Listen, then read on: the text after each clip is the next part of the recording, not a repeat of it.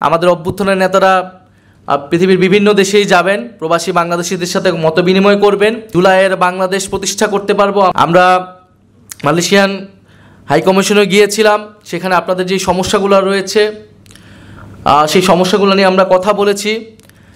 তারা আমাদেরকে আশ্বাস দিয়েছেন, আমরা শুধু তাদের আশ্বাসে বসে থাকবো না, আমরা যদি সেটার জন্য আরও চাপ প্রয়োগ করতে হয়, আন্দোলন তৈরি করতে হয়, আমরা সেটা নিয়েও প্রস্তুতি নিচ্ছি। আপনাদেরকে আমরা যথাসময়ে জানাবো। আপনাদের অধিকার প্রতিষ্ঠায় আমরা প্রতিশ্রুতিবদ্ধ। এবং বিশেষভাবে আমি ধন্যবাদ জানাচ্ছি যারা এনসিপি ডায়াসপোরা মালয়েশিয়া অ্যালায়েন্সের যারা মালয়েশিয়া চ্যাপ্টারে কাজ করছেন এবং আমাকে যারা আমন্ত্রণ জানিয়েছেন এবং আজকের অনুষ্ঠানে যারা অনেক দূর দূরান্ত থেকে এসেছেন। আমি আসলে খুবই কম সময়ে শর্ট নোটিসে আসলে এসেছি। ওনাদেরকে আমি প্রস্তুতি নেবারও সময় দিতে পারি নাই। ওনারা বলেছিলেন আর এক সপ্তাহ সময় পেলে ওনারা অনেক প্রস্তুতি নিতে পারবেন।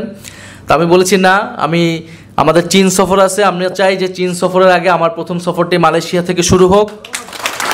এবং মালয়েশিয়া তো দীর্ঘদিন ধরেই প্রস্তুতি হচ্ছিল। আমাদের অভ্যুত্থানের নেতারা পৃথিবীর বিভিন্ন দেশেই যাবেন, প্রবাসী বাংলাদেশিদের সাথে মত বিনিময় করবেন এবং নতুন বাংলাদেশের যেই স্বপ্ন, যেই লড়াই, যে পরিকল্পনা সেটা আপনাদের সাথে শেয়ার করবেন এবং আপনাদের কথা শুনবেন। আমরা জুলাই পদযাত্রায় সারা দেশের মানুষের কাছে গিয়েছি, মানুষের অভূতপূর্ব ভালোবাসা আমরা পেয়েছি।